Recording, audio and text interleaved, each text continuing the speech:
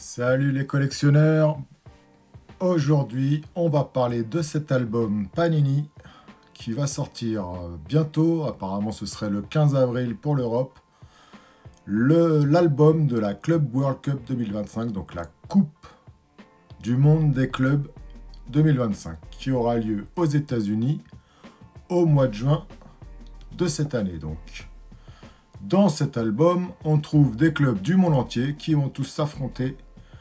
Des clubs, par exemple, d'Amérique du Sud, tels que Botafogo, River Plate, des clubs asiatiques, japonais, des clubs du Moyen-Orient, des clubs aussi d'Europe, des clubs européens, dont Manchester City, par exemple, ou Chelsea, Real Madrid, et bien sûr, le Paris Saint-Germain. Et c'est à ce propos que je fais cette vidéo, car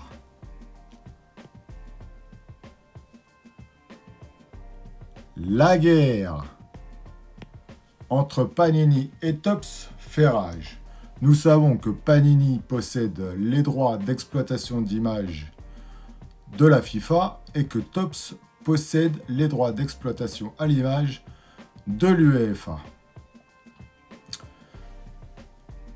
Ce qui pose un problème puisque apparemment Topps aurait mis une option sur les droits à l'image du Paris Saint-Germain, et Panini, même avec ses droits FIFA, ne pourrait pas publier de stickers du Paris Saint-Germain.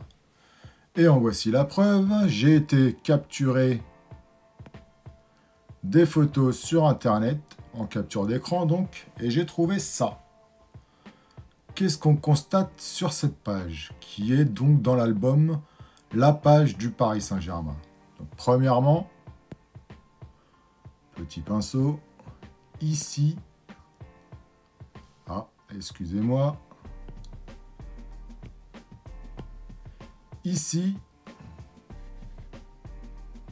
nous avons l'écusson du Paris Saint-Germain.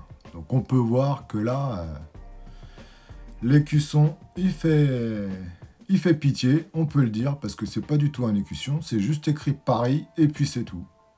Donc on n'a pas l'écusson du Paris Saint-Germain dans cette collection.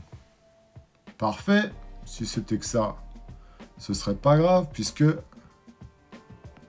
ici, on se retrouve avec une capture d'écran, comme je vous ai dit, j'ai pas les stickers en main. Et qu'est-ce qu'on constate? Ici, pas l'écusson de Paris Saint-Germain, c'est juste écrit Paris.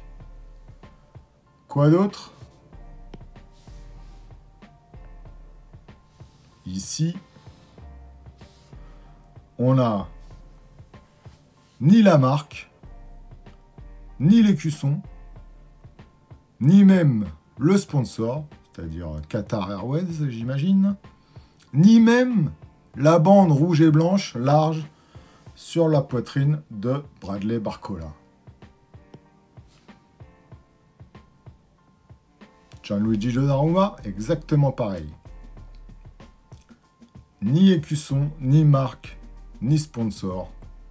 Rien du tout. Warren Zaïre-Emery, même chose. On a bien le fabricant des cartes, qui est Panini. Si ça avait été Topps, on aurait eu les écussons et tout ce qui va sur les maillots officiels, on va dire, parce que là, on se retrouve avec des maillots complètement dénaturés, quoi. Vitinha, pareil. Voilà, son maillot, c'est ça. Les Kangin, même chose.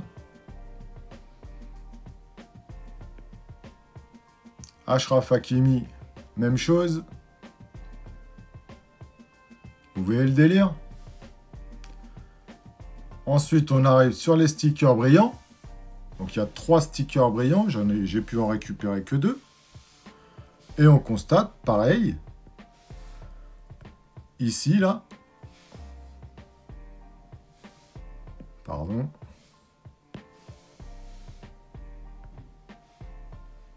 Ici, c'est juste écrit Paris. Regardez son maillot. On croirait qu'il est en pyjama. Ni la grosse bande rouge, ça n'a rien à voir avec un maillot du Paris Saint-Germain, je suis désolé. Un petit dernier pour la route. Bradley Barcola, voilà. Ce sera ça le sticker de Bradley. Qu'est-ce que vous en pensez, vous? Personnellement, je pose ça là. Je vous laisse réfléchir à ce que vous en pensez. Moi, j'ai fait mon choix. Je ne dis rien pour l'instant. Et on verra par la suite ce qui se passe. Mais au moins, voilà, vous êtes au courant. En tant que youtubeur, je me dois, si je vois des choses un petit peu bizarres, de vous les communiquer. C'est tout pour moi. Merci beaucoup et à bientôt. Ciao les amis.